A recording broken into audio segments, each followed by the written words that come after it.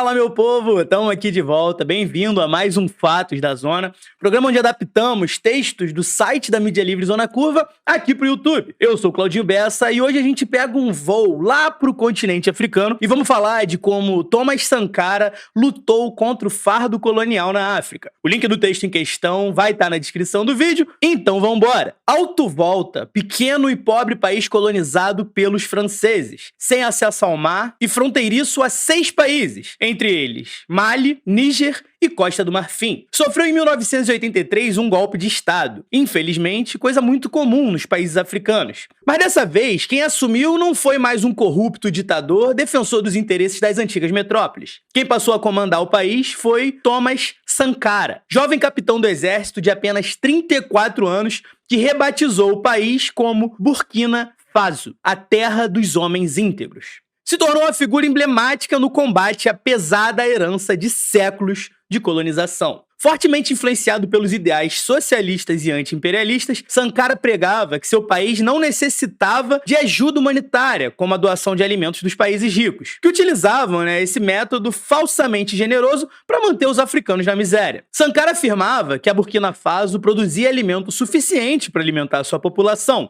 e isso não acontecia devido à desigualdade, como sempre, e à desorganização do país, obviamente. Em alguns anos de governo, Sankara realmente alcançou a autossuficiência alimentar do país. Acusado por um funcionário francês das Nações Unidas de militarizar o país, Sankara respondeu que tinha consciência das forças contrárias ao seu projeto político e que seus soldados eram treinados dentro do projeto político e ideológico para conscientizar a população do país. Sem essa consciência, afirmava Sankara, todo soldado é um potencial criminoso. É lógico que a teoria não funcionava com perfeição na prática. Segundo os ditames da Revolução de Sankara, os soldados do exército africano deveriam libertar os povos reprimidos por regimes reacionários e opressores. Para isso, ele criou em Burkina Faso os Pioneiros, um grupo de meninos de até 12 anos educado dentro dos ideais do anti-imperialismo e do anticolonialismo. Se o Sankara conseguiu feitos notáveis na área social, também tratava com mão de ferro os sindicatos que se opunham ao seu governo. Durante uma greve, ele chegou a prender 1.400 professores. Muitos desses professores passaram a ser substituídos por professores da Revolução,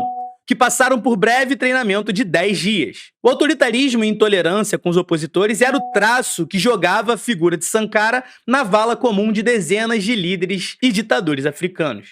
Além disso, Sankara chegou a criar tribunais revolucionários, onde opositores do regime eram julgados com severidade. Por outro lado, algumas decisões de Sankara modificaram a dura realidade da Burkina. Entre elas, ampla campanha de vacinação que praticamente erradicou doenças como poliomielite e sarampo. Também criou programas de reflorestamento no país, que sofria muito com a desertificação de boa parte do seu território. Também enfrentou com dureza a corrupção e teve um programa de mutirão que construiu centenas de casas, retirando grande parte da população de barracos precários. Reforma agrária e programa de irrigação que praticamente dobrou a produção de trigo por hectare, além da construção de estradas de ferro. Mesmo em um país pobre, com poucos recursos, o forte carisma de Sankara conseguiu mobilizar burkinenses nessas empreitadas. O líder burkinês também reconheceu o direito das mulheres e incentivou a emancipação feminina na forte cultura machista africana, indicando mulheres como ministras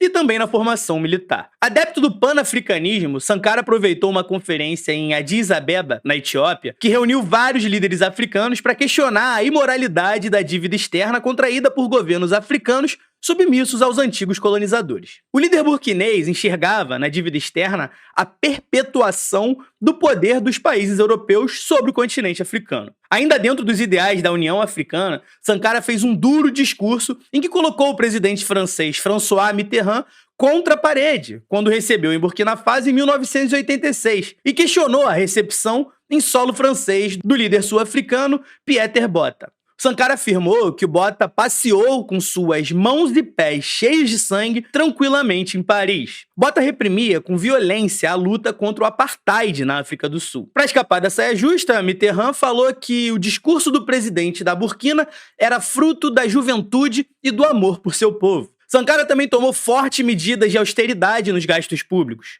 Diminuiu o seu salário e de seus ministros, substituiu a frota oficial de Mercedes pelo carro mais barato vendido no país que era o modelo 5S da Renault, também cancelou viagens de primeira classe de funcionários públicos e acelerou o julgamento de ex-membros do governo anterior por corrupção. E aí teve o assassinato do Sankara. Em 15 de outubro de 1987, Sankara foi fuzilado por opositores. Em seu corpo foram encontrados balas de armas, como a russa Kalashnikov, e até estilhaços de granada. Essa foi a conclusão de uma autópsia realizada somente em 2015. Centenas de pessoas choraram a morte de Sankara nas ruas da capital, Ouagadougou. Na época do golpe de Estado que colocou Blaise Compaoré no poder, braço direito do Sankara, o laudo indicava morte natural como causa-morte do revolucionário burkinês. 8 pessoas foram acusadas em 2015 pelo crime. Tudo indica que o governo francês e a CIA tiveram participação no crime. Quando o fiel amigo Compaoré assumiu a presidência, poucos dias após o assassinato de Sankara, ele comprometeu-se a ratificar as conquistas revolucionárias. Mas o que se viu foi mais do mesmo: o retorno à conhecida política de alinhamento aos interesses das potências europeias e dos Estados Unidos. Compaoré governou Burkina até 2014, quando também foi deposto e refugiou-se na Costa do Marfim. Apesar de certos erros políticos e de derrapadas autoritárias,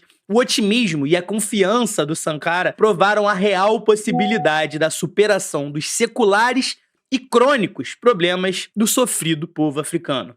E é isso, meu povo. O continente africano ainda tem que lidar muito com as consequências da colonização predatória a qual foi submetido por séculos. Até hoje, a gente vê diversos conflitos acontecendo. Inclusive, se você gosta desse assunto, a gente tem um programa chamado Mundo na Zona, onde a Giovana Branco, nossa especialista em relações internacionais, fala um pouco disso, inclusive do caso do Níger, que é super complexo e que está acontecendo agorinha. Então se inscreve no canal do Zona, ativa as notificações e vai lá ver o vídeo. Muito obrigado a você que ficou até o final. Valeu!